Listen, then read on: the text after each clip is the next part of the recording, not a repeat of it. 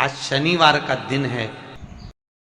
शनिवार के दिन जो पीपल के वृक्ष में सरसों के तेल का दीप लगाता है उसको शनि कभी परेशान नहीं करता।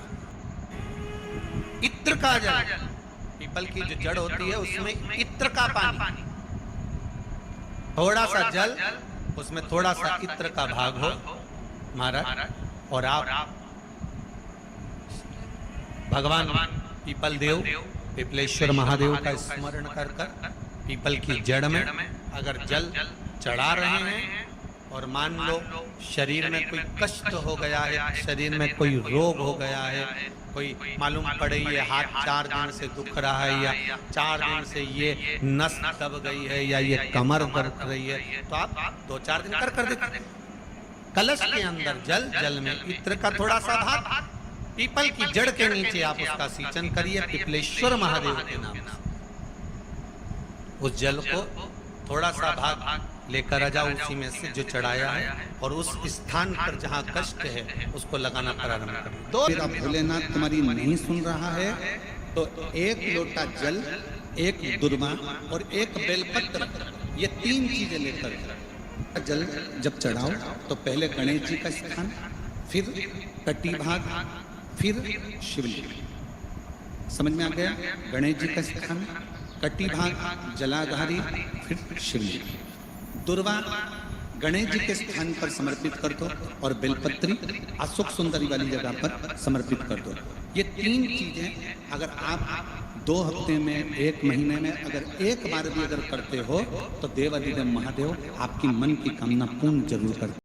बेलपत्री के वृक्ष के नीचे जौ के आटे का चौमुखी दिया, सरसों का तेल डालकर उसमें काली तिल डालकर उसमें एक सफेद फूल डालकर बेलपत्री के वृक्ष के नीचे जैसे एक चौमुखी दिए को जौ के आटे के दिए को लगा दिया जाता है। जो व्यक्ति चिड़चिड़ करता है, जो व्यक्ति क्रोध करता है, जो व्यक्ति अपशब्द बोलता है, आड़ा टेढ़ा बोलता है, ताने देता है, ईर्ष्या रखता है, घर में चिड़चिड़ करे, पूरे घर को अस्त व्यस्त कर रखा है, उस व्यक्ति का नाम और गोत्र बोलकर मात्र 1 दिया लगा दिया जाए, व्यक्ति अपशब्द कहना बंद कर देता है, उसका प्रेम प्रबल हो जाता है। उसकी शाम के समय पर कटोरी में सरसों का तेल ले लें, शंकर के शिवलिंग पर किसी मंदिर में जाकर सरसों का तेल शिव पर चढ़, तेल चढ़ते समय शंकर के शिवलिंग पर त्रिपुंड बना दें।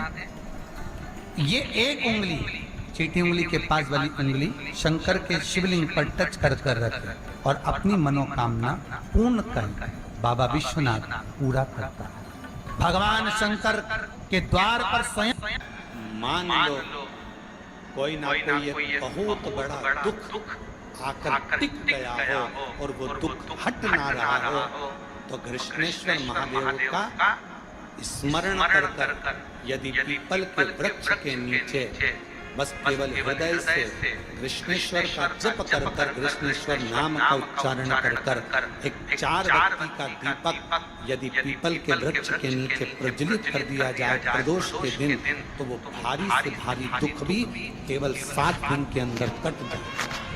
पीपल के वृक्ष के नीचे कभी लंबी बातें नहीं लगती, बड़ के पेड़ के नीचे कभी लंबी बातें नहीं लगती, तुलसी के पौधे के नीचे लंबी नहीं लगती, गोल बातें लगती, बातियों का भी पीपल संवत्सर में नूतन संवत्सर के पहले बहुत सारे मीडिया पर चलते रहे कि शनि लग गया, शनि लग गया, शनि लग गया। जितने यहाँ कथा में बैठे हो ना, तुम सबने भी मोबाइल में देखा होगा तो देख रहे होगे, वृश्चिक पे लग गया, कुंभ पे लग गया, भैया लग गया, 7.5 लग गया, आधे से ज्यादा तो शनि के डिप्रेशन में पड़ गया।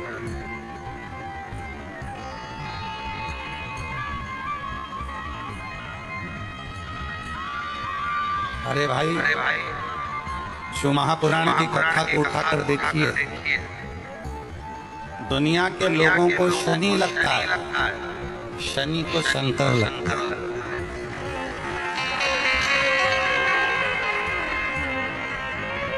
यदि आप भगवान शंकर के मंदिर में जाकर 1 लोटा जल चढ़ा रहे हो, आप भगवान शिव के मंदिर में जाकर अर्चना कर रहे हो, आराधना कर रहे हो, निवेदन कर रहे हो, एक बेलपत्र शिव की उठाकर धोकर वापिस शंकर को समर्पित कर रहे हो, शंकर भगवान का पंचाक्षर मंत्र नमः शिवाय जप रहे हो, शंकर भगवान का षडाक्षर मंत्र ओम नमः शिवाय जप रहे हो, या श्री शिवाय नमस्तुभ्यम का जाप कर रहे हो, तो ये निश्चित मानकर रखो कि आपके पीछे शनि नहीं पड़ेगा, आपके पीछे शंकर जरूर पड़ेगा।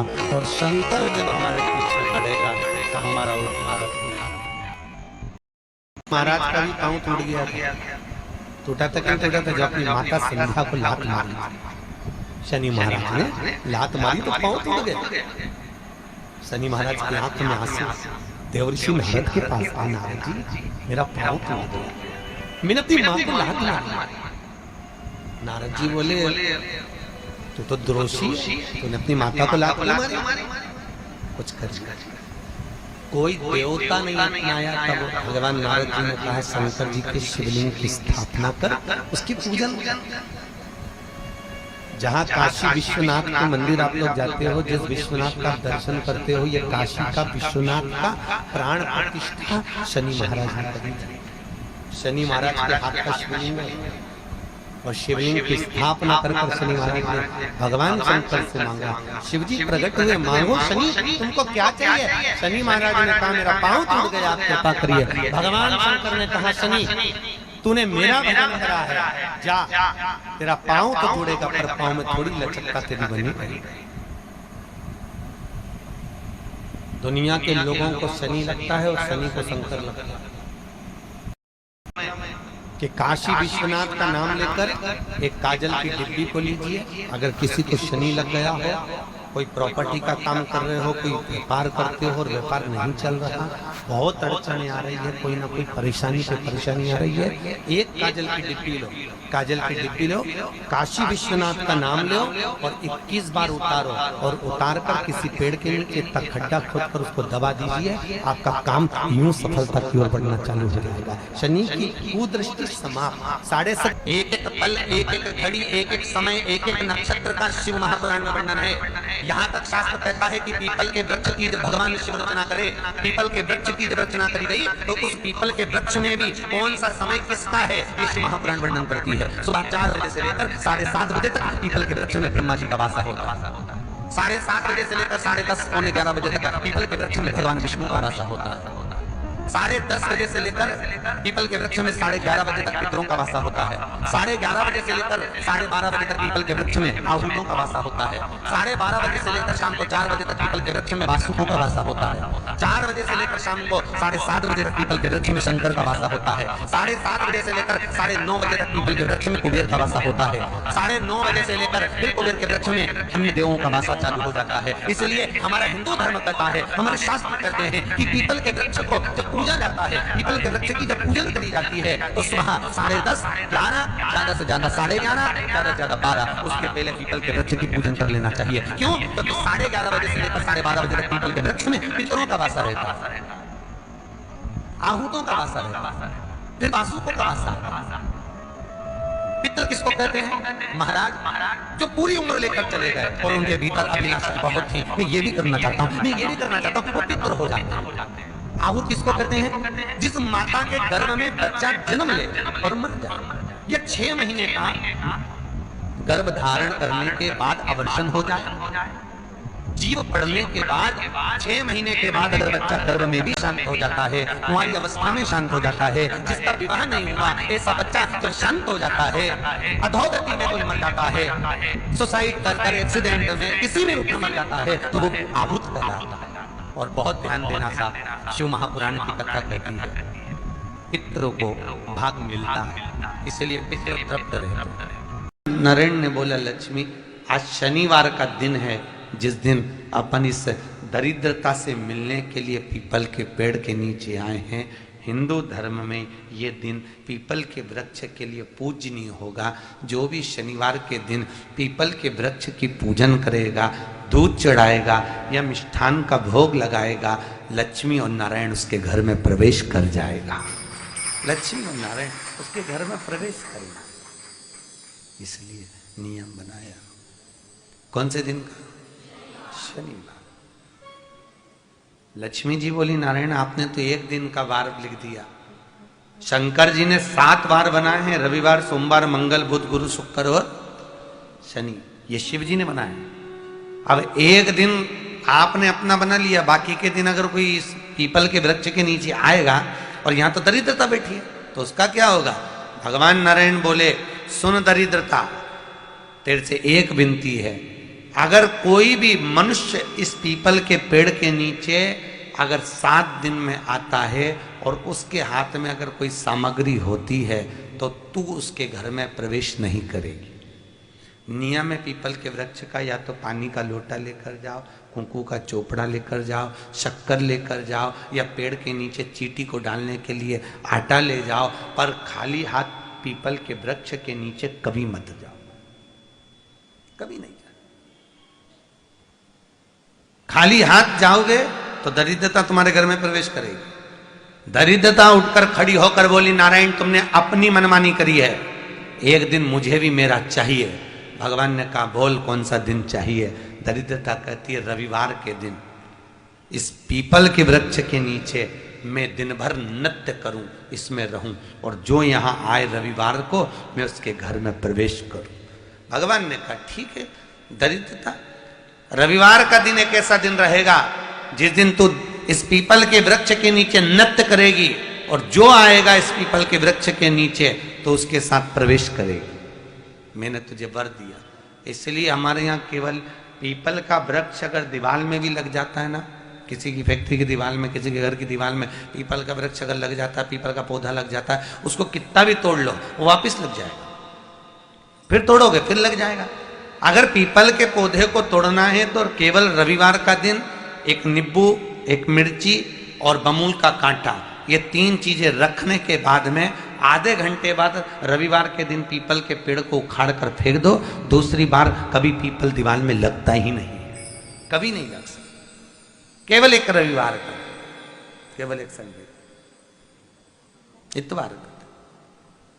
घर में दीवारों पर अगर पीपल लग भी गया है, इसलिए पीपल के वृक्ष को उखाड़ने का, अगर घर में पीपल लगा हुआ है या पीपल का पौधा हमारे घर में लग गया, उसको उतारना, निकालना, लगाना, तो पीपल के वृक्ष को अगर निकाला जाता है तो रविवार के दिन, और अगर पीपल के वृक्ष को कहीं लगाया जाता है तो सोमवार के दिन या मंगलवार के दिन, बुधवार के दिन, इन दिनों में लगा सकते पीपल के वृक्ष कहीं लगाना। शनिवार का दिन एक ऐसा दिन होता है जिस दिन पीपल के वृक्ष को कहीं जाकर लगाया नहीं जाता, क्योंकि शनिवार के दिन पीपल के वृक्ष के नीचे लक्ष्मी रहती है। हम अपने हाथों से अगर पीपल का वृक्ष किसी दूसरी जगह पर शनिवार को रोपित करते हैं तो हमारे घर की लक्ष्मी अपने घर से छिन्न होकर चली जाती है। इसलिए शनिवार के दिन पीपल लगाया नहीं जाता, किसी के घर जाकर उसको वापस पलटा नहीं जाता। लग गया उसको डाल। प्रभु मेरी धर्म पत्नी को कहाँ रखूं आप बताओ? वो तो जहां यज्ञ होता है, अनुष्ठान होता है, दान होता है, पुण्य होता है, सत्कर्म होता है, वहां जाने को तैयार नहीं। अब करूं क्या? भगवान ने बोला एक काम करो। दुर्वासा जी बोले जिसके यहां रात्रि में बर्तन झूठे पड़े रहते हो उसके घर में इस दरिद्रता को लेकर तुम प्रवेश कर जाना। जिसके यहां रात्रि में बर्तन झूठे पड़े हो वहां लेकर प्रवेश कर जाओ। दूसरी जगह दुर्वासा जी बोले जो स्त्री घर में दोपहर के समय पर सो रही हो उसके घर में इसको लेकर प्रवेश कर जाइए। जो स्त्री दोपहर के समय में घर पर सो रही हो इस दरिद्रता को लेकर प्रवेश कर जाइए। तीसरा, जिसके यहां पर दरवाजे पर कांटे वाले पौधे लगे हों उस घर में इस दरिद्रता को लेकर प्रवेश कर जाइए। दरिद्रता कितनी सुंदर बात कही है। दाता और विधाता कौन कौन? दाता और विधाता। लक्ष्मी और दरिद्रता के सगे भाई हैं। कौन कौन? दाता और विधाता। दाता को फिटकरी प्रिय है, विधाता को नमक प्रिय है। ये दोनों हमेशा लक्ष्मी को और दरिद्रता को दोनों को समझाते थे, दोनों में प्रेम बढ़ाते थे। आज भी हिंदू धर्म की रीति है। यहां तो ठीक है, जिसके यहां पर भी अगर थोड़ी सी भी परेशानी होती है, थोड़ा सा क्लेश होता है, अशांति होती है, लक्ष्मी नहीं टिक रही हो, काम नहीं बन रहे हो, बहुत प्रयास करा जा रहा हो और हमारा कार्य नहीं होता, तो क्या करते हैं? फिटकरी और नमक को पानी में डाल देते हैं और घर में पोछा लगा देते हैं। आप लोगों ने आजकल फेसबुक पे भी पढ़ा होगा, व्हाट्सएप पे भी पढ़ा होगा। तो क्यों लिखा उसमें? उसका कारण ही केवल इतना है कि दाता और विधाता की प्रियता उसमें।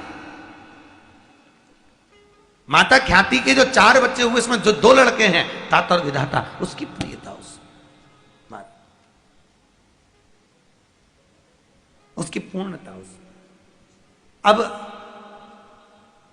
दुर्वासा जी बोले अपनी धर्म पत्नी को वहां लेकर, जहां कांटेदार पौधे लगे हों वहां पर लेकर प्रवेश कर जाइए।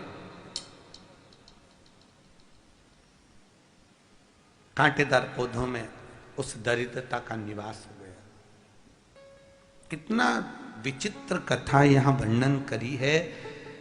श्रीमद् भागवत के अंतर्गत जो वर्णन किया कि मृत्यु निश्चित है, बहुत ज्यादा। छठ के दिन, चाहे अंधेरी की छठ हो, चाहे उजाले की छठ हो, किसी भी छठ के दिन अगर षडानंद कार्तिकेय जी महाराज का नाम लेकर 6 बेलपत्र और उस 6 बेलपत्र पर 6 दुर्वा,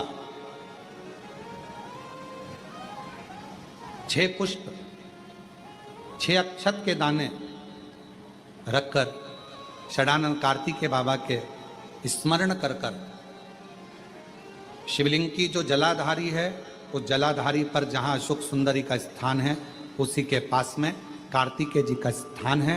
किसी भी छठ पर यदि आप बाबा को वो बेलपत्र, वो दुर्वा, वो पुष्प, वो अक्षत का दाना 6 समर्पित करते हैं, किसी भी छठ के दिन, षष्ठी के दिन, स्कंद भगवान का नाम लेकर, स्कंदेश्वर बाबा का नाम लेकर, कार्तिकेय बाबा का नाम लेकर यदि समर्पित करते हैं, तो जिंदगी में कितना भी कर्जा हो, वो कर्जा 3 महीने के अंदर समाप्त होता ही है। सुंदर कहा है, जमीन बेटे को दे दो, जमीन जायदाद बेटे को दो, बेटी को दो,